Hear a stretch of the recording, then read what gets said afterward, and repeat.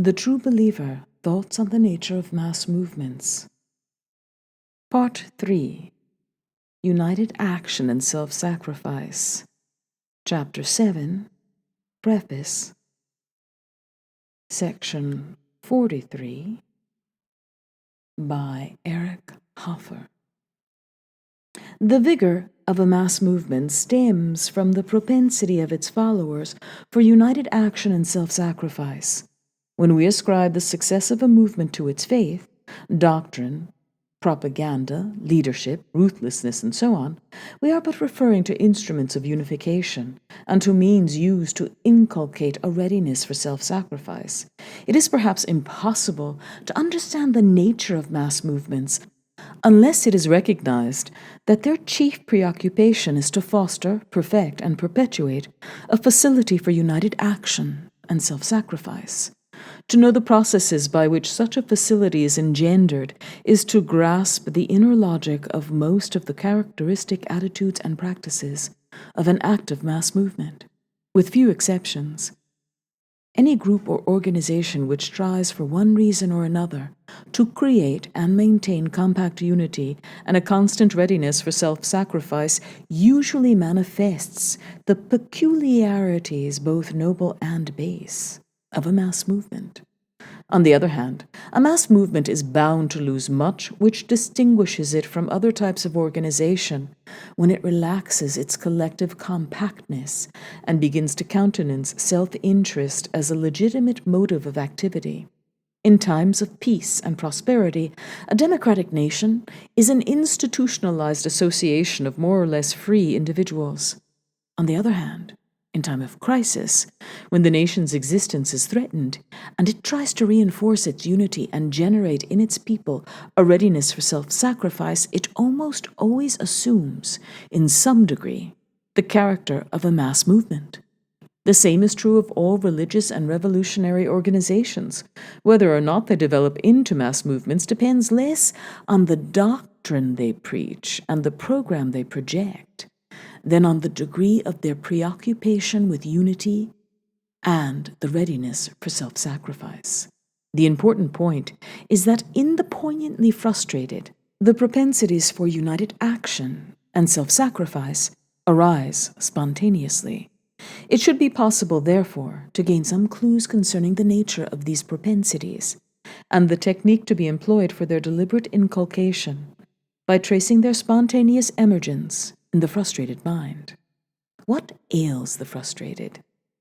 It is the consciousness of an irremediably blemished self.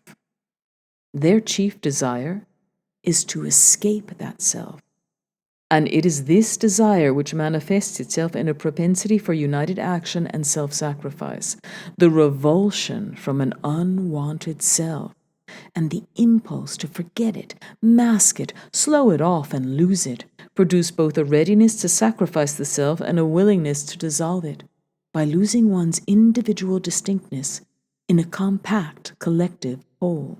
Moreover, the estrangement from the self is usually accompanied by a train of diverse and seemingly unrelated attitudes and impulses, which a closer probing reveals to be essential factors in the process of unification and of self-sacrifice.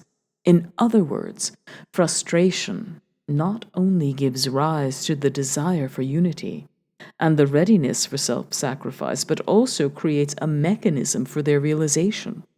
Such diverse phenomena as a deprecation of the present, a facility for make-believe, a proneness to hate, a readiness to imitate, credulity, a readiness to attempt the impossible, and many others which crowd the minds of the intensely frustrated are, as we shall see, unifying agents and prompters of recklessness.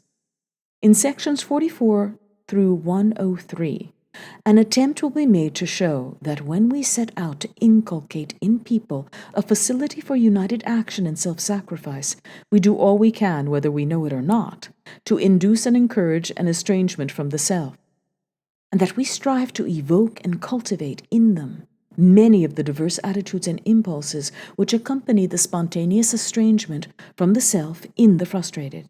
In short, we shall try to show that the technique of an active mass movement consists basically in the inculcation and cultivation of proclivities and responses indigenous to the frustrated mind. The reader is expected to quarrel with much that is said in this part of the book. He is likely to feel that much has been exaggerated and much ignored, but this is not an authoritative textbook. It is a book of thoughts, and it does not shy away from half-truths so long as they seem to hint at a new approach and help to formulate new questions. To illustrate a principle, says Bagehot, you must exaggerate much, and you must omit much. The capacities for united action and self-sacrifice seem almost always to go together. When we hear of a group that is particularly contemptuous of death, we are usually justified in concluding that the group is closely knit and thoroughly unified. On the other hand, when we face a member of a compact group, we are likely to find him contemptuous of death. Both united action and self-sacrifice require self-diminution. In order to become part of a compact whole, the individual has to forego much. He has to give up privacy, individual judgment, and often individual possessions. To school a person to united action is therefore to ready him for acts of self-denial. On the other hand, the man who practices self-abnegation slows off the hard shell which keeps him apart from others, and is thus made assimilable. Every unifying agent is therefore a promoter of self-sacrifice and vice versa. Nevertheless, in the following sections, a division is made for the sake of convenience, but the dual function of each factor is always kept in mind. It is well to outline here the plan followed in sections 44 to 63, which deal with the subject of self-sacrifice. The technique of fostering a readiness to fight and to die consists in separating the individual from his flesh and blood self, in not allowing him to be his real self. This can be achieved by the thorough assimilation of the individual into a compact collective body, sections 44 through 46. By endowing him with an imaginary self, make-believe, section 47. By implanting in him a deprecating attitude toward the present and riveting his interest on things that are not yet, sections 48 through 55. By interposing a fact-proof screen between him and reality, which is doctrine, sections 56 through 59. By preventing, through the injection of passions, the establishment of a stable equilibrium between the individual and his self, fanaticism, sections 60 through 63.